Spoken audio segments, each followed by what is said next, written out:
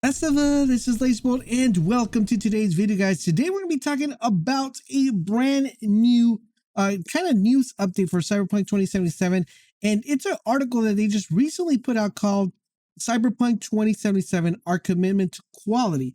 Now in this statement, they're going to answer a couple of questions. There's like a FAQ, which we'll go through.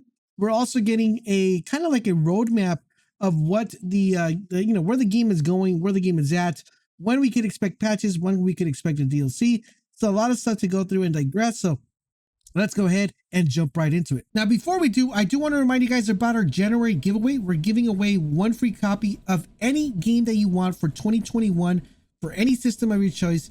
To enter and participate, it's super duper easy. All you got to do is click the pinned comment and be a subscriber to the channel. And that's it. You guys are automatically entered. So good luck to everybody participating. The winner will be announced on the first week of February. Let's go ahead and dive in. All right, so before we get started with the FAQ, I do want to read exactly what it is they said. It says, "Dear gamers, we are committed to fix bugs and crashes and will continue to work and improve the game via future updates to make sure you're enjoying the game regardless of the platform. We will use this space to inform you about the progress being made on Cyberpunk 2077, further development, including information about updates and improvements to free DLCs and more. Below, you will find the CGA Project co-founder personal explanation of what the days leading up to the launch of Cyberpunk 2077 look like, sharing the studio's perspective of what happened with the game and all generation consoles." I will leave a link to that video in the description down below so you guys can go check it out. Now let's just keep going and rolling on what the roadmap is going to be, coming for us. So here's the picture of actually the roadmap of where we're at. So if you guys notice on the far left, we have the release date. Then we got the hot fixes that got pushed in. Hotfix 1.04, hotfix 1.05, hotfix 1.06. Then we have 2021. And then we have patch 1.2 and patch 1.1 and 1.2.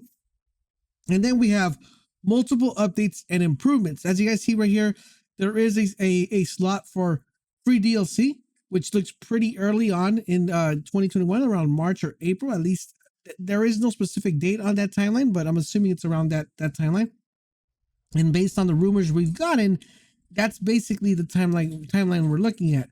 Then we have another one that says free next-gen console update. That I don't know specifically what it means. I mean, I don't know if it means. I really don't know what that means because we already had that, so I don't know where we're going. So that is what we have as far as the roadmap. I'm pretty sure as we get through a little bit further on, we're going to be able to get more insight on what the DLC will look like, what it will have, and also the main thing they want to do is make sure they fix all the bugs. So let's start off with the FAQ. It's actually a pretty short FAQ, and we're going to go through it really easily. So let's start off with the question number 1. Why is there such a gap between PC versions of Cyberpunk 2077 and old gen consoles? Now, this is just my two cents. There should have never been a Cyberpunk 2077 for old gen consoles. That's just saying. But let's hear what their answers are. Cyberpunk 2077 is a huge scope. It features a multitude of custom objects, interacting systems, and mechanics. In the game, everything is not stretched out over a flat terrain where we can make things less taxing hardware-wise, but condensed in one big city and a relatively loading-free environment. We made it even more difficult for ourselves by first wanting to make the game look epic on the PCs and then adjusting it to the consoles, especially old gens, right?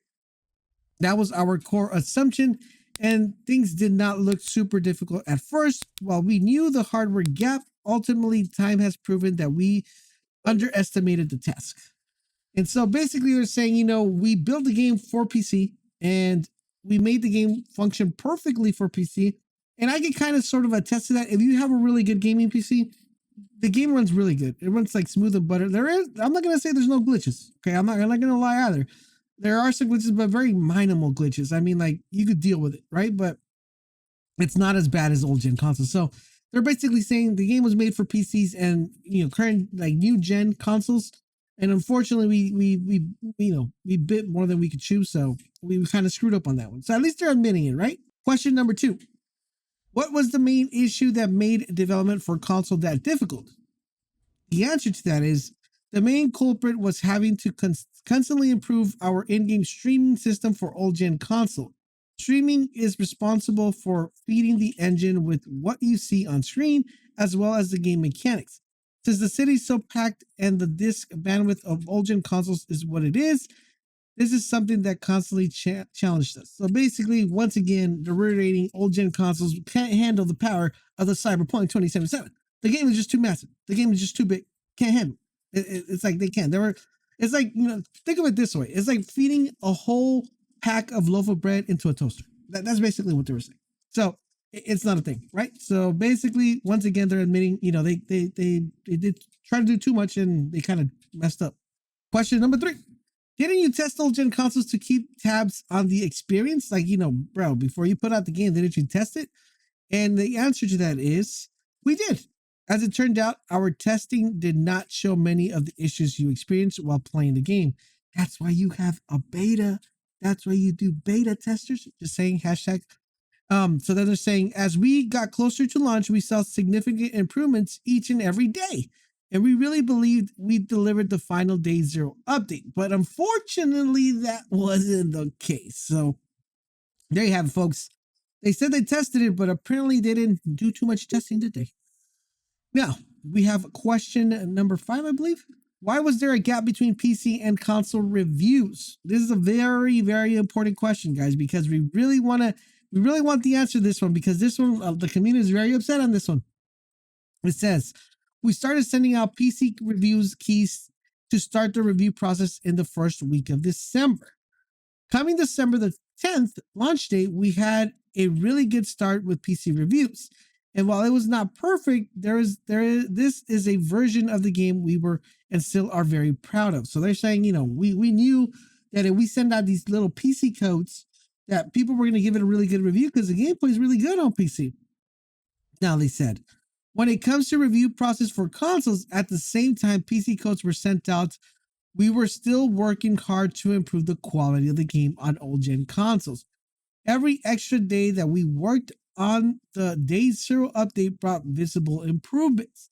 That is why we started sending out console codes for reviews on the 8th of December, which was later than we had planned. Okay, so here's what's up. This is why the community is upset. The community feels that they deliberately delayed the console codes or review codes because they knew the game would look doo-doo and not work properly when it came to playing it on a console. So they sent out the review copies for PC early because they knew the game was solid on PC, but they did it on purpose. That's what the community feels like. They're saying there was a reason behind their madness, and whatever that reason is, this goes out to every other company, because I'm looking at you, some companies, you know who I'm talking about, that don't send out review codes because the game is not completely done. Then you don't want the word to get out so people don't buy the game. Make sure you guys, when you put out a game, do the game correctly, finish the game, send them review codes early so people can know if the game's good or not. Come on, man. I don't even have to explain it. Everybody should know that. All right, so here we go. Question number 6. What have you done since launch to make the game better? Come on now. This is the answer. Our top priority since launch has been to fix bugs in Cyberpunk 2077. We have already released 3 hot fixes which have improved the game, but this is just the beginning.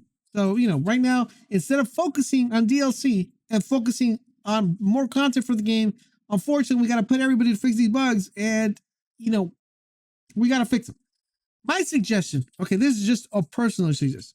We should just get rid of the old gen Cyberpunk 27. It should go obsolete. Get rid of it. Refund everybody the money that bought it for the old Xbox, and then make them a promise. Be like, you know what? If you buy a new Xbox, or make a deal with Xbox and Sony, if you buy an Xbox, if you buy a PlayStation 5, Cyberpunk's going to be free for that console.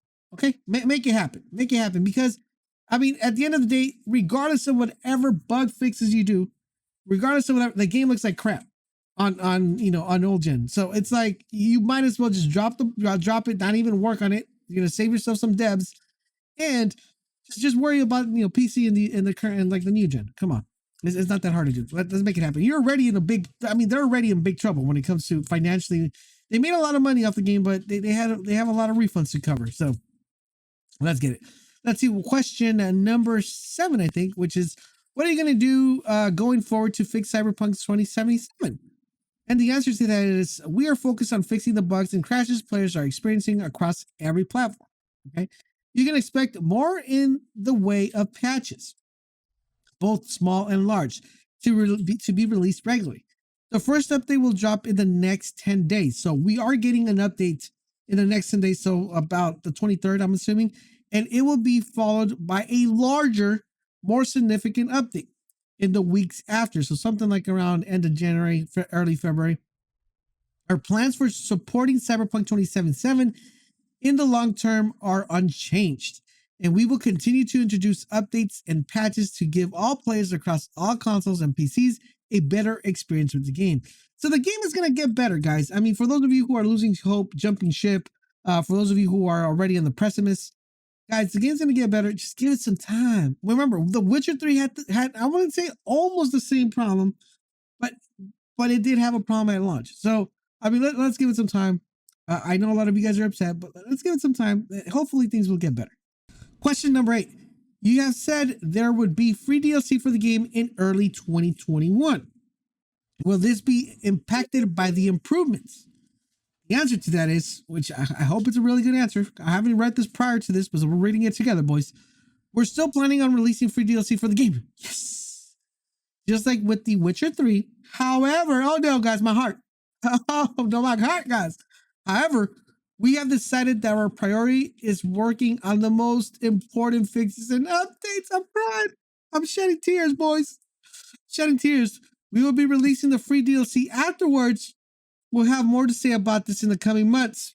Coming months, boys. So don't expect any DLC to happen anytime soon, boys. We're looking at maybe like summer. It's looking like maybe like at the rate this is going, we might get it until fall, boys. So I don't know if the community is going to be hanging in there with Cyberpunk 2077 with no updates, with no DLC. I mean, they're only fixing bugs. I mean, we're running dry here on content, boys. We got all the armor. We got all the weapons. We killed everybody. We got our different builds. Come on now. Feed us something. We need something. Quick.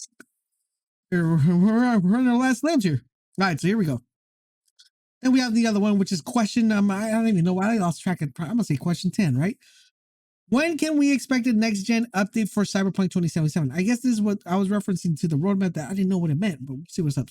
For those of you who are playing the game on next-gen consoles via backward compatibility, we are planning the free next-gen update for Cyberpunk 2077 on the Xbox Series console and PlayStation 5 this year.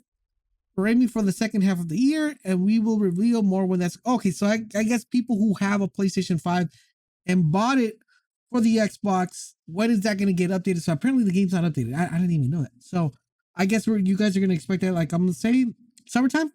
Summertime in Cyberpunk. So that's what I'm expecting. Next, let's go. Question 11. When is the game coming back to the PlayStation Store? Right? I mean, if I'm on PlayStation, I want to be able to buy this game if it gets fixed. We are working on fixing and updates. And we are working with Sony to bring Cyberpunk 2077 back to the Sony PlayStation as soon as possible. So, I mean, I'm going to put a date on it. I'm not going to put a date. I'm going to put a month on it. If you want to play Cyberpunk 2077 on a PlayStation, it's looking like July. It's looking like July, boys. That's what it's looking like. And the last question we have is, what is the status of the Help Refund Initiative? The answer to that is, the initiative is progressing according to plan, and we just sent out the first wave of reimbursement. So they're sending out that money back to the customer so they could buy other games. I mean, you guys want to make sure you guys check out the Outriders, check out my videos on Outriders, and you might want to invest that, just saying, wink, nudge, nudge. I'm picking up Outriders. So just my 2 cents there. But overall, in general, guys, I think it's a pretty good update. I mean, I think it's cool that they came out, answered a couple of questions. I mean, some of these questions were up in the air. I'm glad they're answered. So if you are playing Cyberpunk 2077 like I am, I'm enjoying the game. I find the game very fun. As far as creating content for the game, it's we need something. We need something fast. Just because, I mean, everybody already has all the armor, all the suits, especially with the mods that are out. You can pretty much unlock everything. You have weapons. Almost everybody's collected weapons. So we need more content for this game. And unfortunately, it seems like we ain't getting that content for a while. So it's saddening to me because they said early this year. Doesn't seem like it's coming early this year, so I'm a bit disappointed in that. But I want to know from you guys, man. What do you guys think? Are you guys happy with the answers? Did a question you had get answered? Do you want to see more communication like this down the road, where they're going to be talking to us, answering a couple questions, or have you guys given up? Let me know in the comment section down below. Thank you guys for watching. Talk to you guys later.